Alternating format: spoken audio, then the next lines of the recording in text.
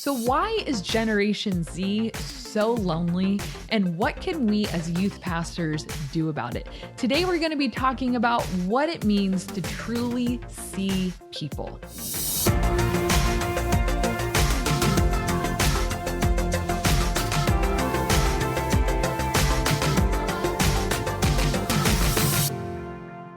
Hey everybody, welcome to the Ministry Coach Podcast, where we bring you weekly tips and tactics to help you fast track the growth and health of your youth ministry. And for those of you watching on YouTube, check out the podcast, because now you can just listen to it. Well, you've always been able to listen to it, but while you're driving or walking or doing whatever it is you do when you listen to podcasts. Straighten your hair. Straightening your hair. My name is Jeff Lascola. This is Kristen Lascola. Is that what it sounded like?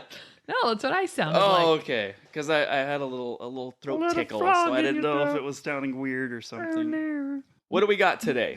So today we are talking about, I feel like today is a little bit of a heart message. Ooh. Yeah. We did do the hunger heart hustle. No, Jeff. So there was a heart involved. Yeah, I just feel like this is like kind of a Hey guys, let's gather talk. around Come on, the campfire. This is serious, you guys. Yeah, let's talk. Let's huddle together as youth pastors and remember why we do what we do for a sec. All right, so today's not so much about like 8 tips to get a fun game. I'm going to write that one down. That's a good one. 8 tips to get a fun game. Like, it's not, you'll see. So today we're kind of talking about what's the difference, between really looking and seeing, looking and really seeing people, because ministry is all about people. And I was watching this really funny video it was like a National Geographic, like social experiment on YouTube. And if you want to look it up, there's a bunch of different versions. But this one, it was like, put in something called change blindness or switcheroo or person switch or something like that. And it was these people go into this, I think it's a casino or something like that. And they are talking to someone behind a desk, and the person is like, oh, sure, let me get you a pen to sign this thing. And they duck down behind the counter. They come back up as a different person. Like, it's 2 people. And a third of the people, noticed. Realized that it's a different person. Only a third. And 2/3. That's crazy. I know. And the other people just keep talking. And so then they start interviewing. Well, when you started this, I thought you were going to say the other way around, that the person coming up to the desk would say something and they would go away and then come back, which I think, well, if the person sitting behind the desk is seeing tons of people, I could see how they'd forget. No, it was like the person that worked there, like they would switch, and like the person would just go on and talk as if nothing happened. Then they interviewed them afterwards and they were like, that's a different person. They're like, no, it's not, And so there's this phenomenon called change blindness. And basically it just means that a visual stimulus changes unbeknownst to the observer, because the point of it is like there's so many visual stimulus going on around you all the time that your brain doesn't process and acknowledge them in a conscious way, because then it would override actual important information that like you need to know, like, oh, there's a car coming into my lane, not why did that shadow just shift, because otherwise, I mean, we can all see the problems with that. Right. So it's crazy though when it's like this person switch, because a literal person you're talking to with a face, with a stature, with a shirt that's of one color, with a voice, and people didn't even notice. And it's just kind of this whole thing of like, our culture is getting more and more dehumanized, right? So the more we see people behind a screen, the more they become dehumanized. And Generation Z, that's the students we're currently ministering to, is said to be the loneliest generation in America. And you guys have heard that before. We're the most connected people on earth, but Generation Z, they've done some studies. I'm sure you guys have heard lots about it. Of just like they feel like they don't have any meaningful relationships. They're really lonely. They feel isolated. They feel disconnected. They don't feel known. They don't feel understood. When does Gen Z start? What was the... Ugh, dang it. Why'd you have to ask me that? I don't know. Should we ask Siri? Yeah, go ahead. Okay. We're going live with Siri. What year is Generation Z? I couldn't focus because you were talking. That's one more time. We're going live. Okay. Okay. I don't know. I'm going to have to look up too much stuff. But all you need to know I'll look it is up. they're the people that you're ministering to right now. So they feel disconnected, all that kind of stuff. And you know what's so funny? I was thinking, Jeff, you know how I tell you sometimes like on Sunday morning at church or on Tuesday night at youth group? Did you find it out? 1997 this is what this is saying. They were born between 1997 and roughly 2012 to 2015. Okay. So, because what I was thinking was, I feel like every time you look it up, it's different. It's true, by the way, right? And it goes, it's a bigger gap or a smaller one, or whatever. That would be the first generation, though, that would have grown up. The whole generation would have grown up where smartphones would have been readily available. Right. And somebody said that the other day about millennials. I'm like, what are you even talking about? That I'm a millennial. That's not true. The tail end, maybe, yeah, but I mean, maybe when we were coming of age, I don't know, but like.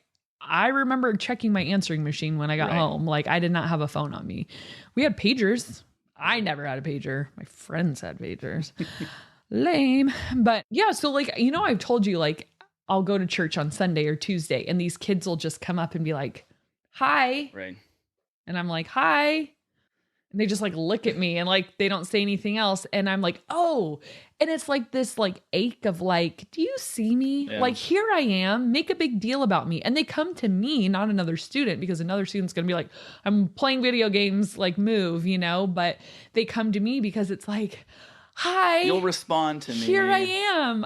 I'm important, right? And it's like, well, yeah, of course you are. And I make them feel important. And there's this concept that we want to be talking about today. It was like, what's the difference between looking at someone and seeing someone? Because obviously in that change blindness experiment, people looked at people. They didn't see people. Right. And Christine Kane has this awesome quote about what it means to see someone, like the difference between looking and seeing. She says, looking allows us the opportunity to look past or through or look away. But seeing is stirring our hearts that we cannot unsee what we have seen, and we must respond to it. And there's this awesome story in Luke 7:11-16, where there is this funeral procession going through this town, and Jesus is there. And he watches it and he sees it and he sees that it's this boy who has died and he is the son of a widow. So this woman, she's already a single parent, already has lost her husband, and now her only son has passed away and she's just a mess. And he sees her, and the text leads us to believe he's still a child because it doesn't mention anything of like his wife. It just talks about his mother.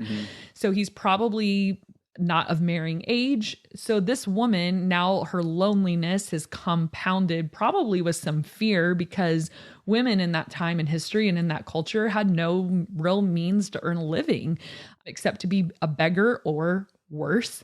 And so she's just a wreck. And the Bible says that Jesus saw her and his heart overflowed with compassion.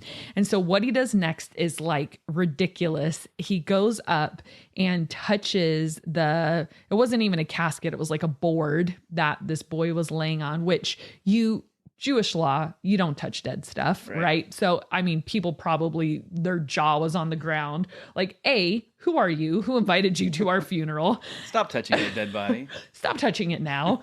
And then he touches it. Everyone's like, oh my gosh. And the boy is alive. He comes to life. And what I want to point out, it's specifically in verse 13, is where it says Jesus saw her. And it's very specific because like, why put that in there? Like you look around, you see people, right. Like why, if you're looking, you're seeing, right? But the Bible says he saw her and his heart overflowed with compassion.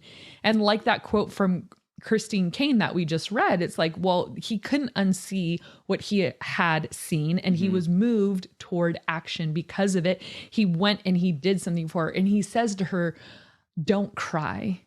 And then he touches the board and this boy comes to life, but his heart overflows with compassion. And there's a very specific word there called splanga. It's like this Greek word.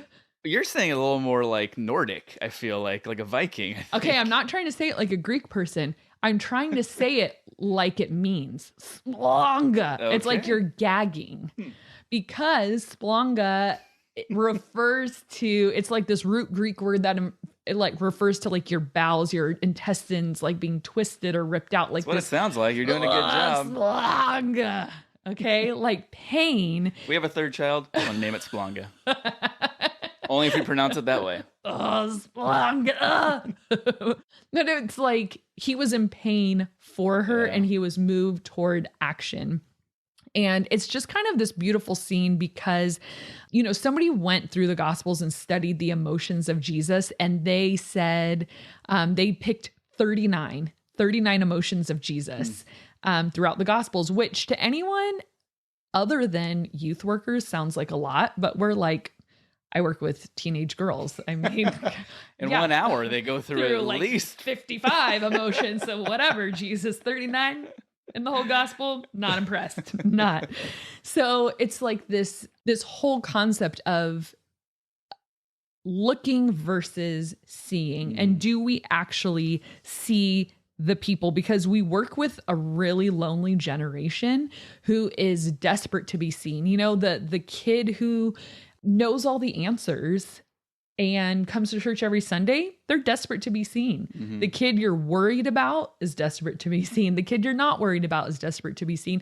The kid who only comes to, you know, the fun events is desperate to be seen. And so how do we truly see people? Well, we take a page out of the leadership playbook of Jesus, and we can only truly see people, I think, when we lead small. And leading small comes from there's a book by Reggie Joyner called Lead Small, and it's just this whole concept of what you do for the few is going to be more impactful over the long term for really transformative and authentic faith. Because and this is really where your small group leaders come into play, is because, hey, we're facilitators. They're the pastors, because they're the ones that are going to do this life on life with these kids and really see them. And you want to know what's so sad?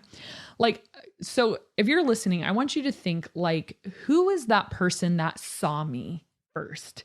And like in a leadership capacity or in the church or something like that. Like, when did you go from being a face in the crowd to being actually known? And this is not a dig on my church, but I cannot recall one meaningful conversation I had with leadership my entire adolescence. And I went to church. Mm-hmm. I was in a small group. I wasn't a fringe kid, really. I mean, I wasn't as involved as like go to the camps and on the leadership team and all of that, but I was there every Tuesday.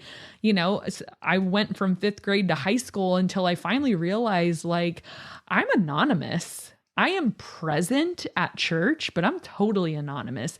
So I ditched church from the ages of 15 to 18 because I knew I wouldn't be missed, and I really wasn't. Nobody texted, nobody called, nobody wondered where I was or what was going on, or has anyone seen Kristen? It was like, I was just a good kid, so nobody really worried about me. Or I became not so good of a kid from the ages of 15 to 18, because if a teenage girl wants to be seen, she'll find a way, you know, and I did, in all the wrong ways and all the wrong reasons. And, you know, I just knew nobody here knows me, but I had like questions. I had like deep questions, and I didn't know who to ask. You know, I questioned, how do I know if I'm really saved? Like, I don't feel saved. And, you know, I've been going to church my whole life and I believe this stuff, but like, how do I know for sure? And, you know, I would struggle, but like, there was no adult accessible to me to ask. Like, I really was present, but not seen. So here's the warning for us as youth pastors. I'm not blaming the church for anything I did, by the way. We can't say like, if the church had only done their job, I would never have done. No, that's not what I'm saying. But what I am saying is we need to be careful of assuming students who seem to be doing just fine are actually spiritually healthy. We have no indication of that. Just because they're following the rules, just because they're attending, just because they're not a bad kid making a ruckus or that you're having to call their, like, don't assume they're all right.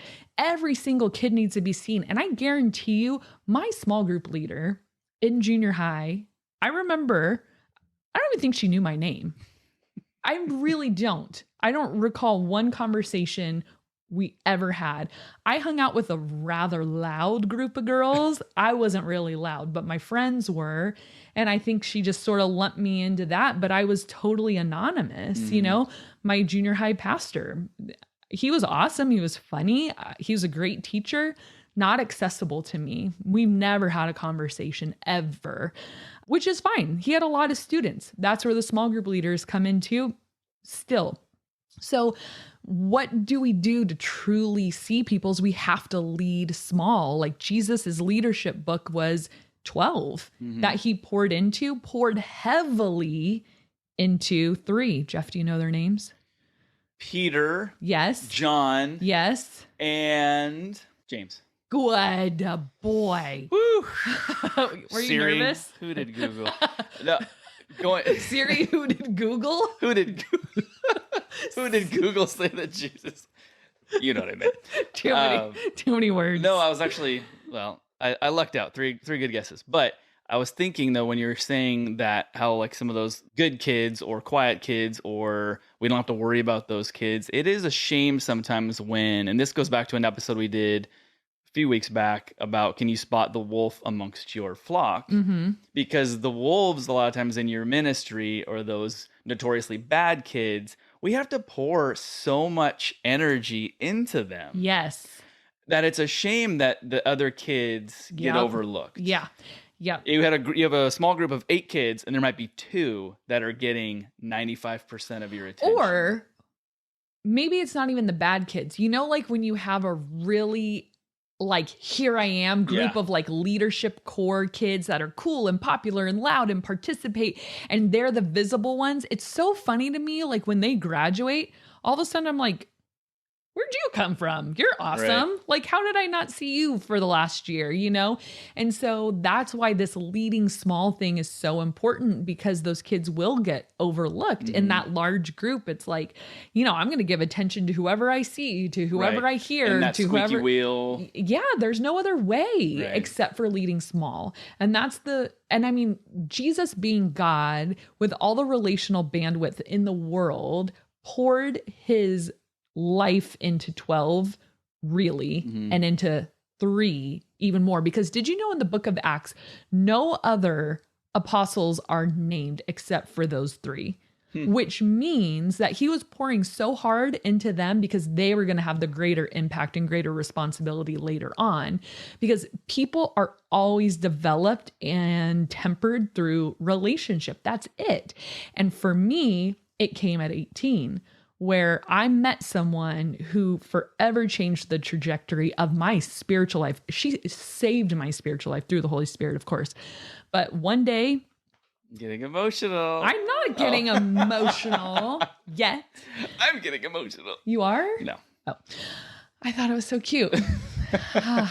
So one day, you know, I was 18 and I just like didn't care anymore. I'm like, I'm going to go back to church. I don't care if I know anyone. And I didn't. I would go and I don't even care anymore. I'm going back to church. I know. I was like, whatever. Because here's where my life is I didn't care whether I knew anyone or not anymore, because I used to stand outside the high school room like a doofus. I was gonna say a terrified child. A terrified doofus. Oh, I liked that mental image.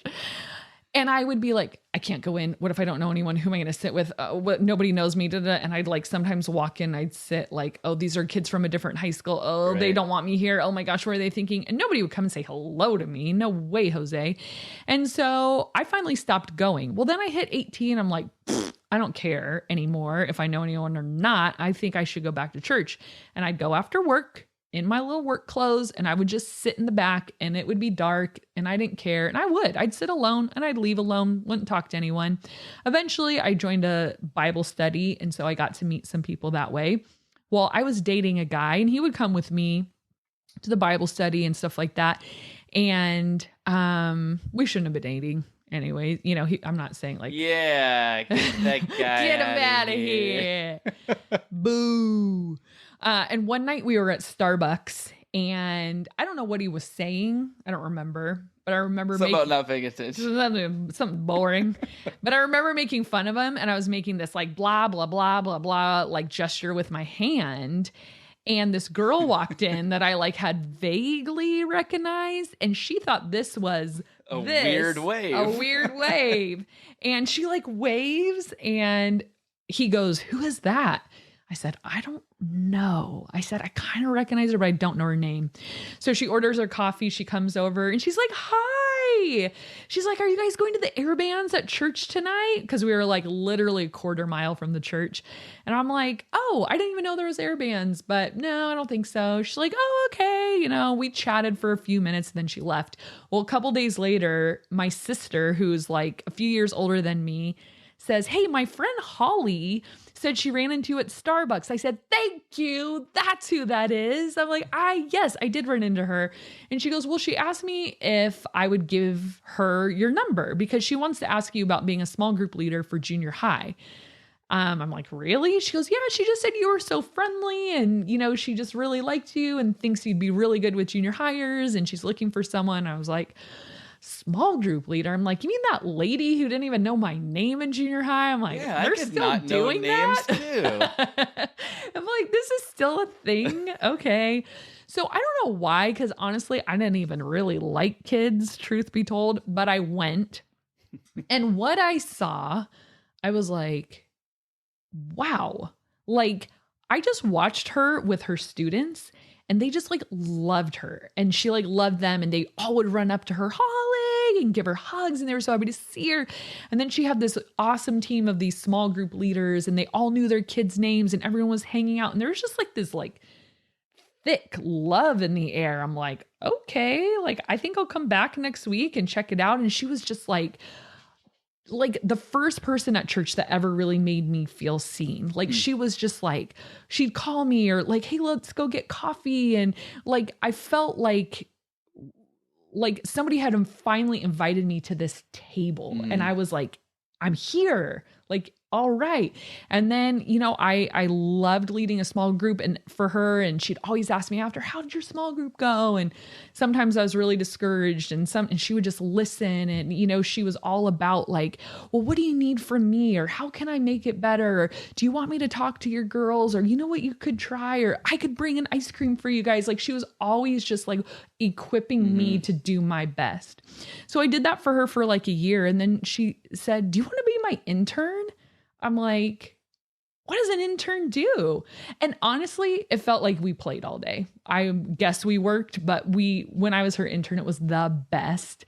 And one day we were traveling for work and we were in this hotel room. She goes, "I think I'm going to leave this position, but I think you would be really good at it. Would you consider taking my job?" And it was a director position. And I was like, whoa. I'm like, sure, And so I did that job for about a year. And then one day I get a call and they said, "Hey, we have a junior high pastor position at one of our other campuses. It's open. Would you please interview for it?" And I was like, oh, wow. And that was kind of where I've landed today. And all of this to say, the power of one person seeing you, because I don't know where I would be if that one night where Holly, and I asked her, because we're still like best friends to this day. I asked her, I'm like, why? Like, what was that? Yeah. And she's like, I don't know. I just saw something in you. I said, "You barely knew me though."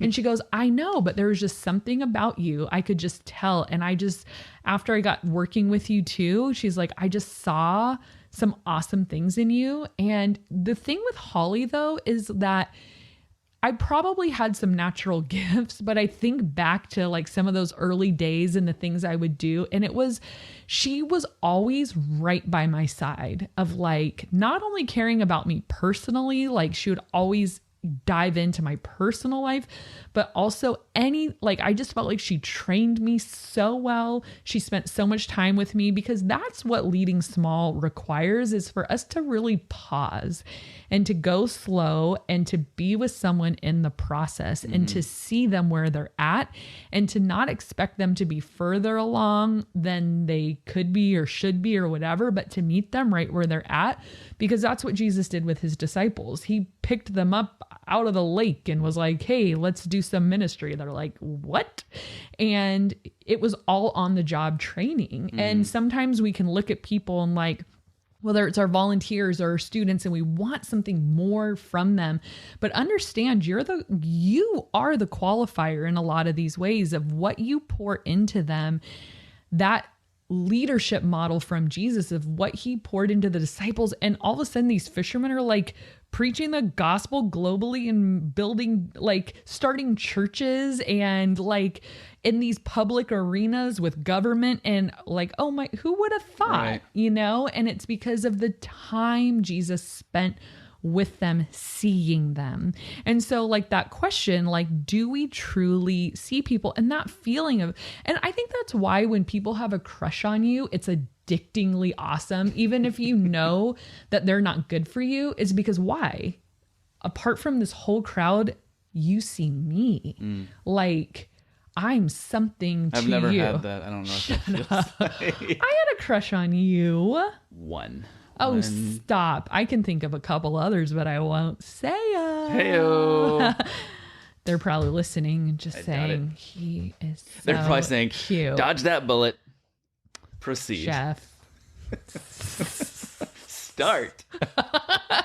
So that's kind of the challenge, that verse 13, seeing people to the point where we can't unsee, that we're moved toward actions, that we're leading small, and that we're not seeing people ever as a means to an end, but seeing every person as the ministry, because that's what people are. They are our ministry, not tools in our hand necessarily, but they are like how Jesus was constantly challenging them, constantly, and like calling them out sometimes and challenging them, but ultimately doing life side by side and showing them what it means to truly follow God and what God's kingdom is all about. And I have Holly to thank, because she did that for me. She was the first person in a position of influence at the church who truly saw me. And I had attended church since 5th grade.